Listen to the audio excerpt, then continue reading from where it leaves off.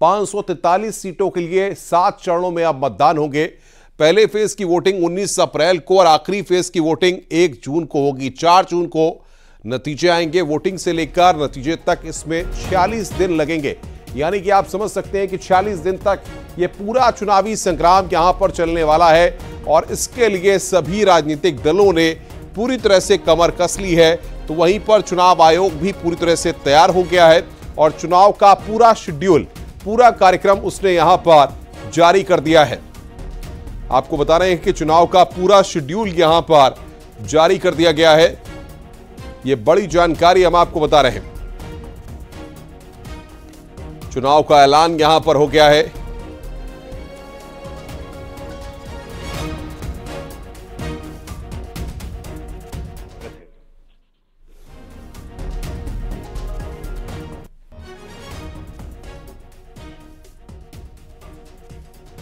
और इसी के साथ अगर उत्तर प्रदेश की 80 लोकसभा सीटों की बात करें तो उत्तर प्रदेश में 7 चरणों में मतदान होंगे।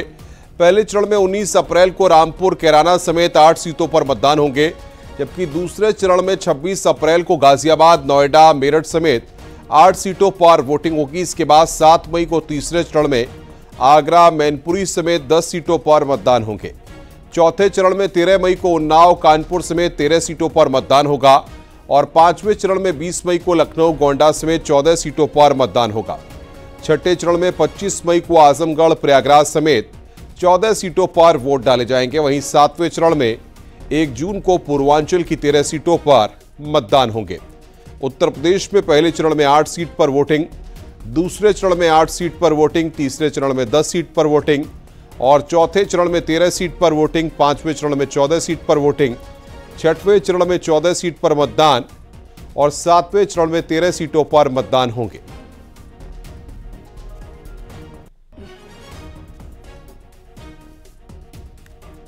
और बातचीत करने के लिए इस वक्त हमारे साथ लखनऊ से राजीव सिंह और निकिता दीक्षित हमारे साथ जुड़ रहे हैं। वाराणसी से उपेंद्र द्विवेदी हमारे साथ हैं, गोरखपुर से रामगोपाल, प्रयागराज से सर्वेश दुबे, मेरठ से उमेश श्रीवास्तव, झांसी से अश्वनी और गाजियाबाद से अमित राणा हमारे साथ है। और बातचीत करेंगे। सबसे पहले उपेंद्र के पास चलेंगे। वाराणसी, उपेंद्र, पश्चिमी उत्तर प्रदेश से चुनाव की शुरुआत हो रही है और रोहिलखंड, बुंदेलखंड होते हुए पूर्वांचल तक आखिरी दौर पे यह चुनाव समाप्ति की ओर होगा। किस तरीके से ग्राउंड पर आप देख रहे हैं चुनाव के ऐलान के बाद की तस्वीर और प्रशासनिक जिम्मेदारियां कितनी बढ़ गई हैं? देखिए, अगर हम चुनाव की तारीखों के ऐलान के बाद की बात करें तो जितने भी जो प्रशासन ने जो भी बैनर पोस्टर थे उनको हटा दिया है और बैनर पोस्टर को हटाने के साथ ही जो भी राजनीतिक दल के झंडे थे उनको हटाया है। लोगों के बीच तारीखों को लेकर जैसे ही ये पता चली कि पूर्वांचल में अंतिम चरण पर मतदान है तो वो उत्सुकता बढ़ गई और लोग जो है उनसे हम बात कर लेते हैं जो यहाँ पर मौजूद है। तो मैं इस वक्त सोनिया बाजार में हूँ। कितना उत्साह है? 1 जून को बनास में इलेक्शन है, किन मुद्दों पर चुनाव होगा इस बार? मुद्दा तो विकास ही है। अच्छा। और विकास में हमें कोई संदेह ही नहीं है। कोई संदेह नहीं, कोई संदेह नहीं है। सड़कें बोलती हैं, लोग बोलते हैं। अच्छा, जमाना बोलती है, लोग बोलते हैं कि 1 जून को है मतदान। क्या लगता है इस बार किन मुद्दों पे वाराणसी मतदान करने जा रहा है? वाराणसी हमेशा आगे बढ़ने पर मतदान करता है। वाराणसी हमेशा अपने रोड, अपने इंफ्रास्ट्रक्चर, अपने हर चीज़ पर वोट करता है, जो कि हमेशा से अच्छा ही रहा है जब से मोदी जी हमारे एमपी हुए हैं।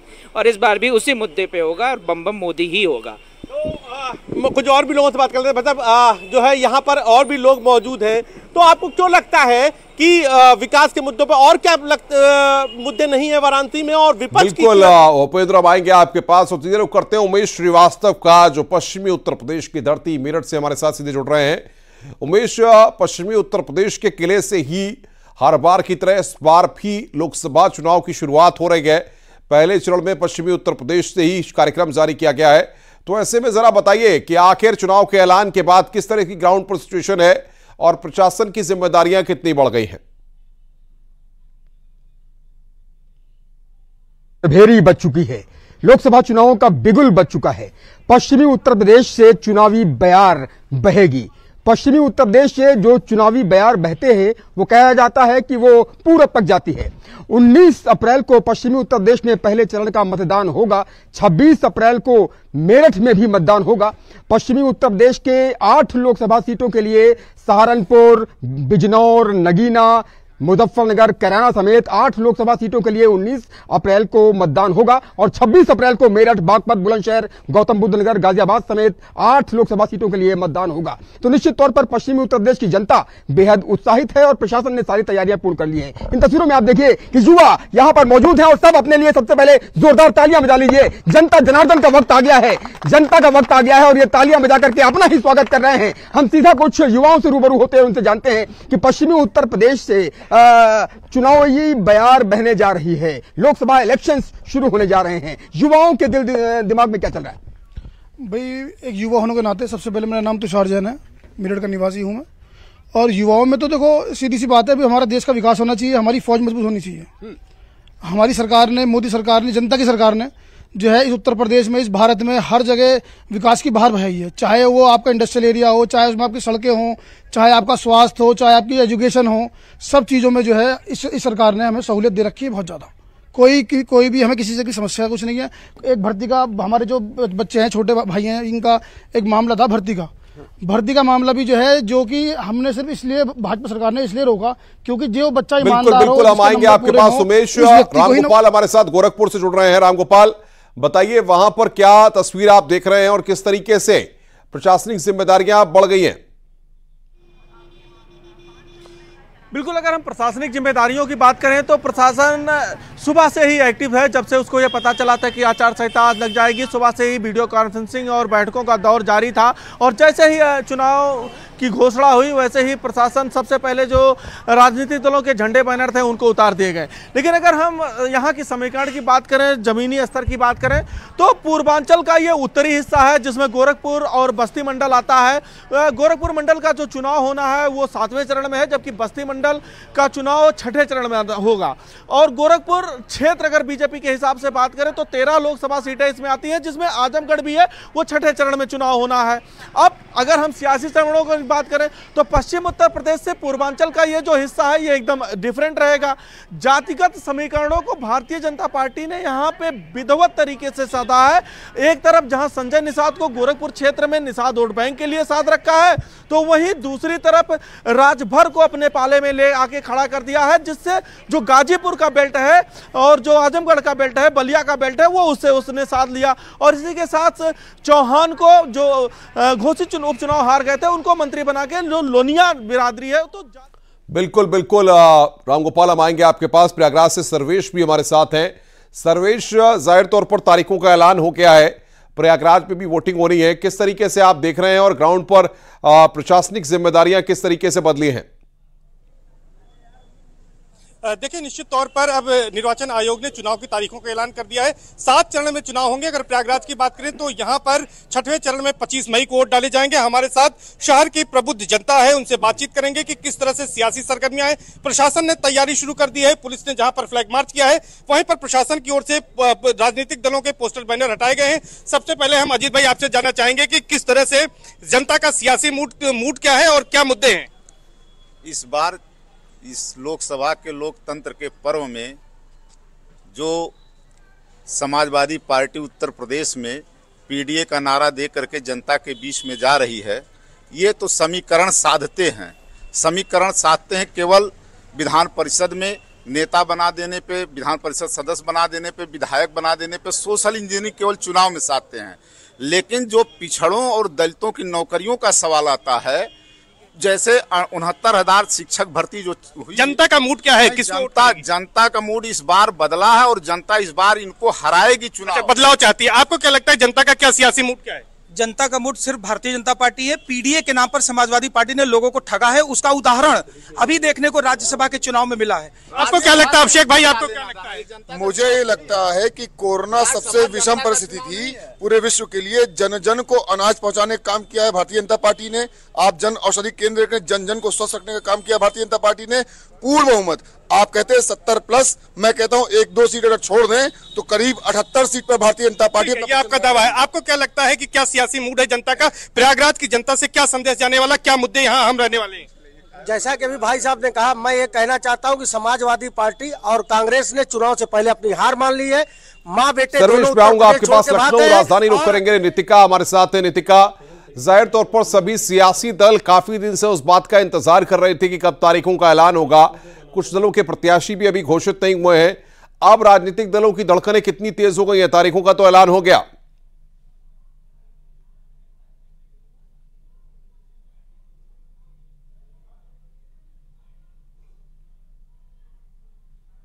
नितिका, आपको मेरी आवाज मिल रही है? और नितिका से हमारा संपर्क यहां पर नहीं हो रहा है, उनसे हम संपर्क करेंगे।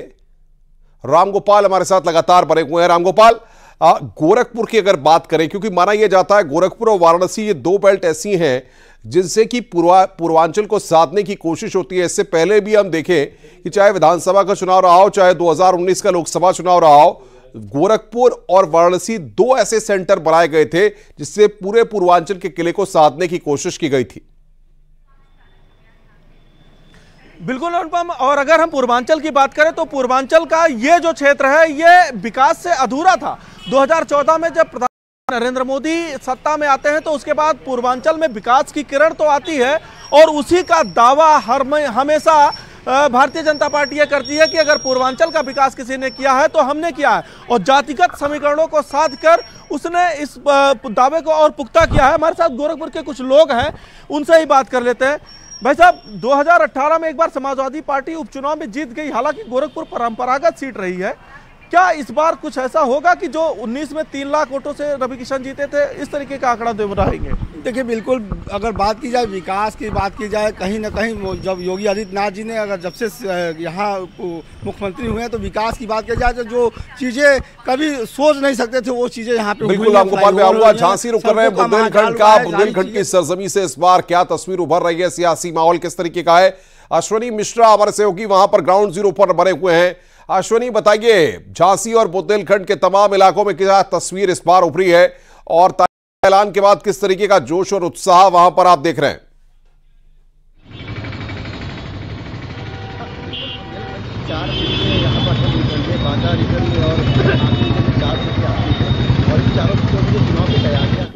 बुंदेलखंड में सबसे बड़ी समस्या थी पानी की, इसको लेकर तमाम काम किए गए हैं। इसके अलावा तमाम और विकास कार्य आज सुबह झांसी के स्मार्ट सिटी के तहत आया गया है। हमारे साथ कुछ वो लोग जुड़े हैं जो लंबे समय से बुंदेलखंड में चुनाव कवरेज कर रहे हैं, उनसे बात करते हैं। इनका क्या कहना है ये बताइए। आप यहाँ पे लंबे समय चुनाव कवरेज कर रहे हैं, क्या लगा कि झांसी या पूरा बुंदेलखंड को देखा बदलते हुए कभी आपने? जी, बुंदेलखंड के अंदर झांसी में देखने को ये मिलता है कि यहाँ चुनाव बहुत शांतिपूर्ण निष्पक्ष तरीके से होता है, किसी प्रकार का कोई विवाद नहीं होता। सबसे बड़ी बात ये देखने को मिलती है कि यहाँ चुनाव के समय में सारे ही दल के नेता ये साथ रहते हैं, एक दूसरे को देखते हैं, कोऑपरेट करते हैं। बहुत ही शांतिपूर्वक तरीके से यहाँ मतदान होता है, किसी प्रकार का कोई विवाद नहीं है। मैं तो कहता हूँ पूरे हिंदुस्तान में झांसी बुंदेलखंड जिस तरीके से यहाँ मतदान होता है। ये हमारे साथ एक और है, ये बताइए, क्या लगा कि बुंदेलखंड में पानी की समस्या बहुत पहले कभी थी? 10-15 क्या लगा कि 10 साल की बात की जाए तो क्या पानी की वो काम हुआ जिसके लिए जिन्हें परेशान करने का? देखिए, जो सरकार की हर घर जल योजना थी वो तो सरकार ने तो लागू की, सड़कें खुद गई, नल भी लग गए, लेकिन अभी भी 50% जगह पानी नहीं आया नलों में, और बाकी नल तो लग गए, मतलब तो किसी तरह लग गए नल, लेकिन वो सरकार की फाल्ट नहीं है। बीच में जो अधिकारियों का जो स्लो काम था उसकी वजह से बाकी पानी में पहले से सुधार आया। पहले 2-2 किलोमीटर दूर से पहला पानी। बिल्कुल अश्वनी, बहुत बहुत शुक्रिया आपका, आप तमाम सहयोगियों का बहुत बहुत शुक्रिया ग्राउंड जीरो से वास्तविक तस्वीर पहुंचाने के लिए। और जाहिर तौर पर लोकसभा चुनाव की तारीखों के ऐलान के साथ ही अब जिम्मेदारियां भी काफी बढ़ गई हैं। बात उत्तर प्रदेश की अगर हम करें, जिसमें 7 चरणों में चुनाव होंगे। पहला चरण 19 अप्रैल को शुरू होगा, जिसमें 8 सीटें हैं, यानी सहारनपुर, कैराना, मुजफ्फरनगर, बिजनौर के। हम आपको बता रहे हैं कि पहला चरण जो है उसमें नगीना, मुरादाबाद, पीलीभीत, रामपुर, ये पहला चरण जो कि है कुल 7 चरण है। 19 अप्रैल को जो पहला चरण है उसमें क्या कौन कौन से सीटें हैं लोकसभा की, और दूसरा चरण आ गया है जो कि 26 अप्रैल को है। उसमें अमरोहा, मेरठ, बागपत, गाजियाबाद, ये पश्चिमी उत्तर प्रदेश के तमाम जिले हैं जिन पर यहां पर खास फोकस रहेगा गौतम बुद्ध नगर, बुलंदशहर, अलीगढ़, मथुरा। इनमें यहां पर 7 मई को तीसरा चरण संभल, हाथरस, आगरा, फतेहपुर सीकरी, ये यहां पर जिले हैं। फिरोजाबाद, मैनपुरी, एटा, बदायूं, आंवला, बरेली, ये यहां पर जिले हैं। और सबसे बड़ी बात शाहजहांपुर, लखीमपुर खीरी, सीतापुर, हरदोई, मिश्रिक, ये चौथा चरण 13 मई को है। यहां पर 13 मई को चौथा चरण उन्नाव, फरुखाबाद, इटावा, कन्नौज, कानपुर, अकबरपुर, बहराइच, ये चौथा चरण। 5वां चरण है मोहनलालगंज, लखनऊ, रायबरेली, अमेठी, जालौन, झांसी, हमीरपुर, ये यहां पर तस्वीर उभर रही है। 5वें चरण की 20 मई को बांदा, फतेहपुर, कौशांबी, बाराबंकी, फैजाबाद, कैसरगंज, गोंडा, ये 20 मई को है 5वां। और छठा चरण हम 25 मई को सुल्तानपुर, प्रतापगढ़, फूलपुर, प्रयागराज, अंबेडकर नगर, श्रावस्ती, ये यहां पर हम आपको बता रहे हैं। डुमरियागंज, बस्ती, संत कबीर नगर, लालगंज, आजमगढ़, जौनपुर, मछली शहर, भदोई। 7वां जो चरण है महाराजगंज, गोरखपुर, कुशीनगर, देवरिया, बांसगांव, घोसी। 1 जून को यह 7वां चरण सलेमपुर, बलिया, गाजीपुर, चंदौली, वाराणसी, मिर्जापुर, रॉबर्ट्सगंज, ये यहां पर 7वां चरण है इस चुनाव का, जो अपने आप में पूरे शबाब पर रहेगा। और 7 चरणों में ही ये लोकसभा चुनाव यहां पर संपन्न कराए जाएंगे, जिसकी तस्वीर हम आपके सामने रख रहे थे इस ग्राफिक्स के जरिए और बता रहे थे कि कब किस चरणों में कहां पर चुनाव होने हैं। तमाम हमारे सहयोगी लगातार ग्राउंड जीरो से हमारे साथ बने हुए थे और ग्राफिक्स के जरिए अब आपको दिखा देते हैं कि कब किस चरण में कहां पर चुनाव है। ये आप देखिए, ये हम आपको दिखा रहे हैं ग्राफिक्स की 543 सीटों की तस्वीर। 102 सीटें, 19 अप्रैल को पहला चरण, दूसरे चरण में 89 सीट, तीसरे में 94, चौथे में 96। और ये यहां पर तस्वीर लोकसभा चुनाव की 2024 की 543 सीट, पहला चरण 19 अप्रैल को, दूसरा 26 अप्रैल, तीसरा 7 मई, चौथा 13 मई, 5वां 20 मई, छठा 25 मई, 7वां 1 जून और नतीजे आएंगे 4 जून को। यानी कि 4 जून को पता लगेगा कि आखिर किसको कितनी सीटें यहां पर मिलती हैं। ये पूरा जो आप समझ सकते हैं कि 543 सीटों का देश का जो चुनाव है, लोकसभा चुनाव 2024 है, उसमें कहां पर कौन फिट होता, कब और आपके यहां कब वोटिंग है, वो भी हमने आपको बताया। राजीव हमारे सहयोगी हमारे साथ जुड़ रहे हैं, उनसे बातचीत करते हैं। राजीव हमारे साथ हैं। राजीव, जाहिर तौर पर इससे पहले आप 2014 का भी चुनाव कवर कर चुके हैं, 2019 का भी चुनाव आपने कवर किया और अब आप 2024 का सियासी दंगल कवर कर रहे हैं। आज जिस तरीके से तारीखों का ऐलान हुआ है राजीव, कितना उत्साह ग्राउंड पर है, आयोग की जिम्मेदारियां कितनी बढ़ जाती हैं और आज के बाद से क्या क्या बदलाव अब उत्तर प्रदेश में देखने को मिलेंगे, जरा विस्तार से बताएं। देखिए अनुपम, आज इलेक्शन कमीशन ऑफ इंडिया की प्रेस कॉन्फ्रेंस के बाद देर शाम 6 बजे उत्तर प्रदेश के मुख्य निर्वाचन अधिकारी नवदीप रेणुवा ने भी एक प्रेस कॉन्फ्रेंस कर उत्तर प्रदेश में घोषणा के बाद ही आचार संहिता लागू हो जाने की जानकारी दी और साथ ही साथ विभिन्न राजनीतिक दलों के, चाहे वो भाजपा के हों, सपा के हों, कांग्रेस के हों या अन्य दलों के प्रतिनिधियों के साथ एक अहम बैठक की है और उनको आदर्श आचार संहिता की जानकारी देते हुए ये स्पष्ट किया है कि उत्तर प्रदेश में किसी भी कीमत पर आचार संहिता का उल्लंघन बर्दाश्त नहीं किया जाएगा, निष्पक्ष चुनाव कराया जाएगा। क्योंकि उत्तर प्रदेश सबसे बड़ा राज्य है देश का और राजनीतिक लिहाज से भी कहा जाता है कि दिल्ली का रास्ता उत्तर प्रदेश से होकर जाता है और ऐसे में 80 लोकसभा सीटों पर निष्पक्ष और पारदर्शी चुनाव कराना चुनाव आयोग के लिए भी एक चुनौती होता है और इसी के लिए भारी संख्या में जो सुरक्षा बल है वो केंद्र सरकार द्वारा उत्तर प्रदेश को मुहैया कराया गया है और क्रमवार पश्चिमी यूपी से चुनाव की शुरुआत होगी और पूर्वांचल में खत्म होगी और 4 जून को लोकसभा चुनाव का नतीजा आएगा। तो इसको लेकर आज मुख्य निर्वाचन अधिकारी रणदीप रेणुवा ने क्रमवार ये साफ किया कि क्या क्या तैयारियां की गई हैं इस दौरान, आचार संहिता लगने के बाद किस तरह से सरकार और जो मंत्री हैं, जो नेता हैं, उनके प्रोटोकॉल पर प्रभाव पड़ेगा और क्या किन किन चीजों पर रोक लगाई गई। अनुपम, आचार संहिता लागू होने के तुरंत बाद जो भी पूरे उत्तर प्रदेश में अब तक आप प्रचार प्रसार से जुड़ी सामग्री देख रहे थे, चाहे वो बैनर हो या पोस्टर हो, उनको हटाए जाने का काम शुरू हो गया है। अब हर प्रत्याशी को जो चुनाव लड़ेगा उसको अपना पूरा ब्यौरा देना पड़ेगा और साथ ही साथ अगर उसके खिलाफ कोई आपराधिक मुकदमा दर्ज है तो उसको 3 बार अखबारों और टीवी में जानकारी इसकी देनी होगी और राजनीतिक दलों से भी ये पूछा जाएगा कि आखिर क्या आपके पास कोई दूसरा उम्मीदवार नहीं था, इनको किन परिस्थितियों में उम्मीदवार बनाया गया। तो कई बड़े काम पहली बार चुनाव आयोग द्वारा इसमें किया जा रहा है। कल से ही जो सी विजिल ऐप है उसके जरिए उत्तर प्रदेश के लोग अगर उत्तर प्रदेश में कहीं भी चुनाव आचार संहिता का उल्लंघन होता है तो उसके जरिए उसकी फोटो खींचकर उसमें टेक्स्ट करके चुनाव आयोग को बता सकेंगे और चुनाव आयोग महज 1 घंटे के अंदर कार्रवाई कर उस सूचना देने वाले को यह बताएगा कि उनके खिलाफ क्या कार्रवाई की गई है। दूसरा सबसे बड़ा बदलाव यह किया गया है कि 1 अप्रैल। बहुत बहुत शुक्रिया आपका हमारे साथ जुड़ने के लिए और बातचीत करने के लिए। उत्तर प्रदेश में विकास की परियोजनाओं का लगातार ऐलान हो रहा है। लोकसभा चुनाव की घोषणा से पहले सीएम रामपुर और मुरादाबाद में कई विकास की परियोजनाएं दी। इसके साथ सीएम योगी ने 2017 से पहले की सरकारों पर जमकर निशाना भी साधा। देखिए रिपोर्ट।